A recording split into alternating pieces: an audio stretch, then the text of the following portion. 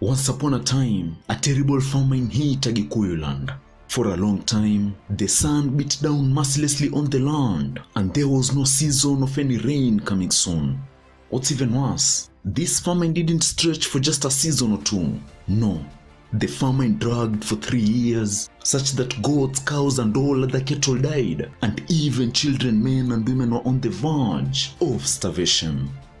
So, when the Kikuyu tribesmen had had enough, they turned to the council of elders in power at the time, and the elders instructed them to assemble on the scorched grass at the foot of Mount Kenya the following day.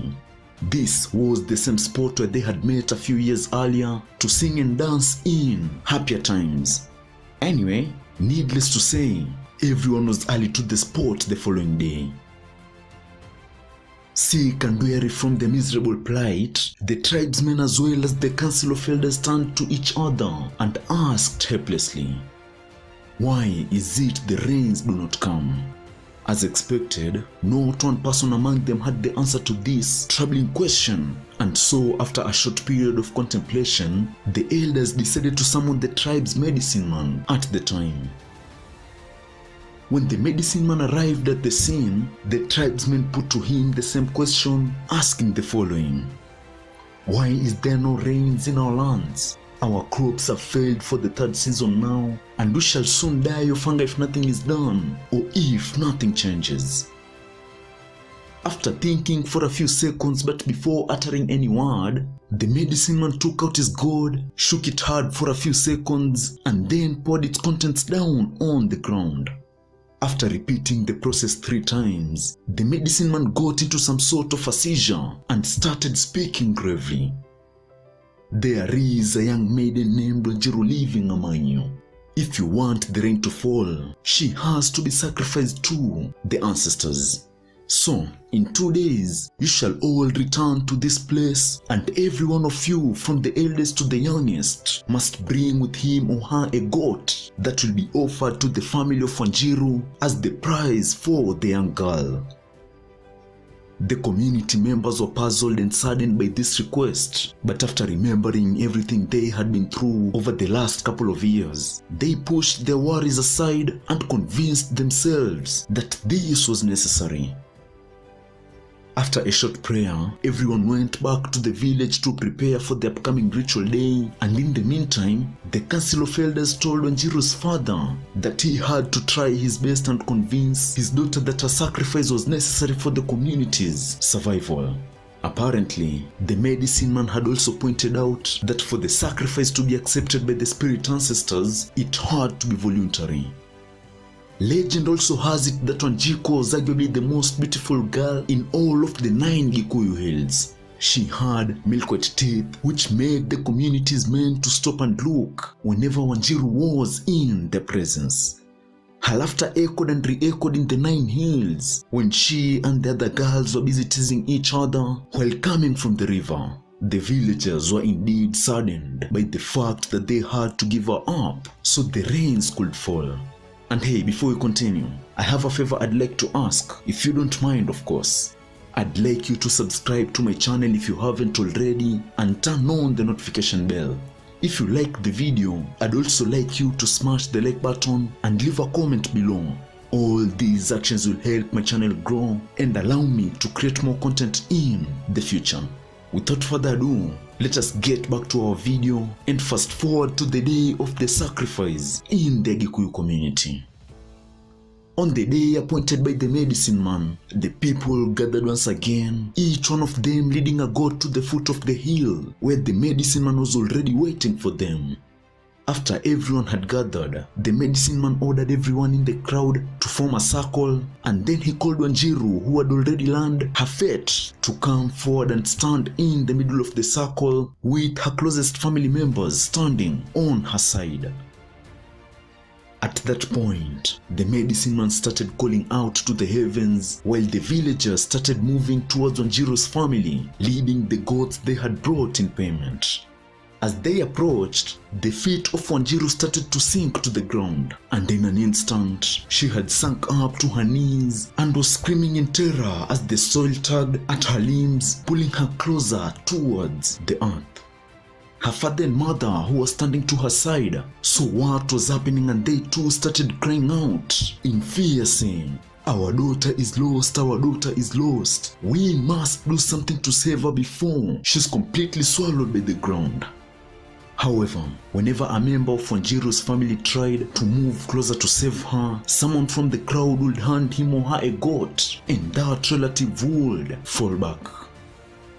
As she sank deeper to her waist, WANJIRU, just like the medicine man, started shouting to the heavens as well, saying the following words: "Rainfall and make this ridge green, make this ridge green. My father said I should be lost, so I should be lost. My mother said I should be lost, so I should be lost. Rainfall and make this ridge green, make this ridge green."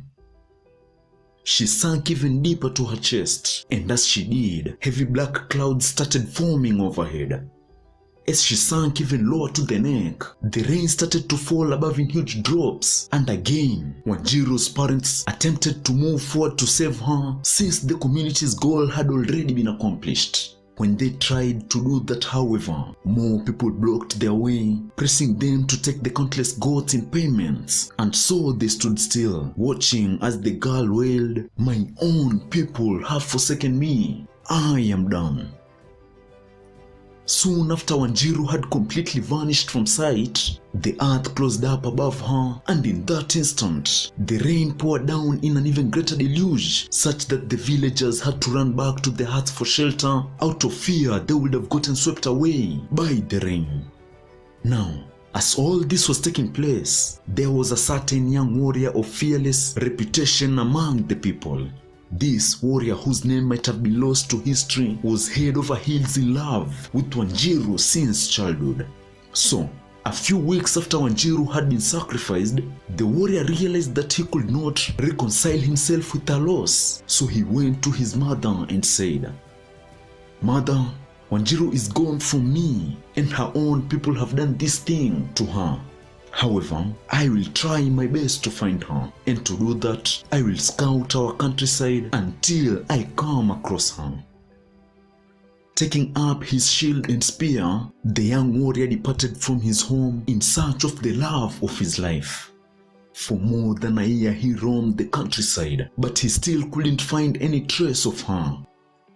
Weary and dejected, the warrior returned home to his village and stood above the same spot where WANJIRU had been swallowed by the earth, and allowed his tears to flow freely for the first time since getting initiated as a warrior.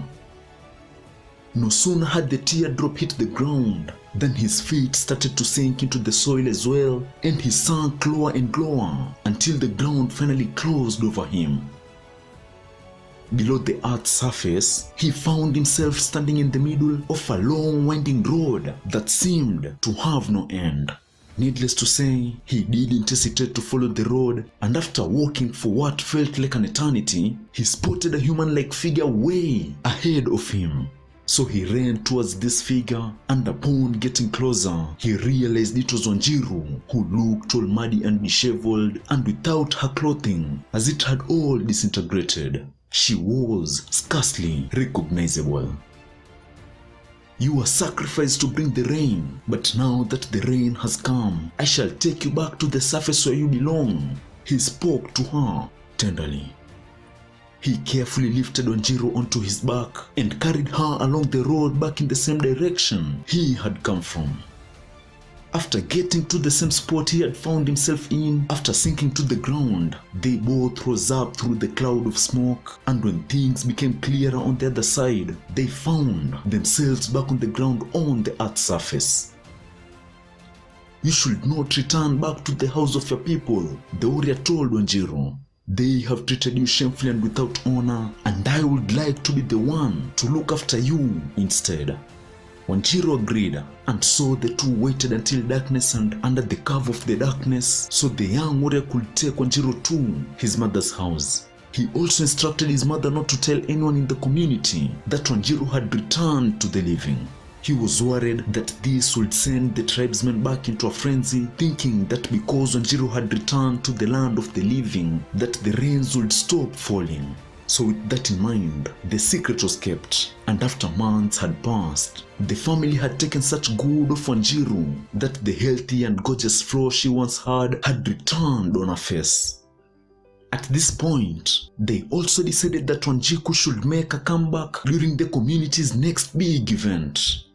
Well, as luck would have it, the harvest season was fast approaching, and as per the tribe's customs, a great feast was getting organized so the Kikuyu could celebrate and thank God and the spirit ancestors. On the day of the event, the young warrior was one of the first ones to arrive, but WANJIRU waited until the rest of the guests had assembled before coming out of the house to join the festive.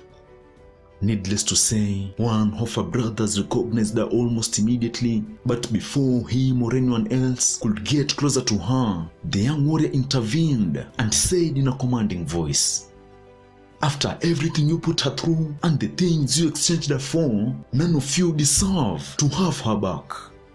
The young warrior beat off all the relatives and then took WANJIRU back to his mother's house. WANJIRU's entire family came to check on her once again the following day, but the warrior refused them entrance once more, but they still came again and again, until on the fourth day, the young man relented and allowed her parents access. He knew, after all, that they were sorry to lose her on the day of the rainmaking ritual. With that in mind, he invited them to his home on the fourth day and then took advantage of the situation to negotiate the bride price for WANJIRU. The two families came to an agreement, and after the young warrior paid the first part of the bride price as is custom among the Kikuyu, he and WANJIRU lived happily ever after.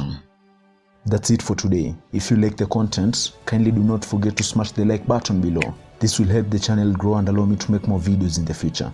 Also, if you have a topic you think I should cover, do not hesitate to leave a comment below. Thank you and see you again next week.